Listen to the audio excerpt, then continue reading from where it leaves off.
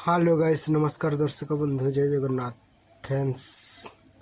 तो जो मैंने भी तंत्र मंत्र शिखा चाहते फ्रेंड्स तो यहाँ सन्यासी तंत्र बुकटी ये आम जाना केमी आपणकर पैसा बढ़ुना कि आपण को चाकरी भी मिलूना से आपण को कि उपाय करने को पड़ो। तो फ्रेंड्स यही तंत्र साधना तो जे कहीं भी करें सन्यासी होगा पड़ो ना। जदि सन्यासी होगा पड़ो भावुंट तो ताहले सेमती हुए ना कहीं सबू साधना सन्यासी कर न थाए है किछि साधना साधारण लोक भी करिपारंती। तो सेमिति भी साधना दि जाइए यही तंत्र सन्यासी आउ कवच मान भी दि जाइए।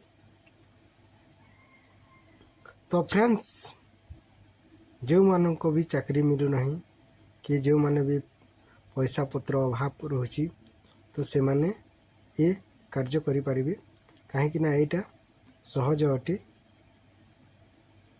खाली एमती 7 दिन करने को पड़ी थाए। तो 7 दिन करें निश्चय चाकरी और धन प्राप्ति हेब। तो आज आम चलो जानिबा।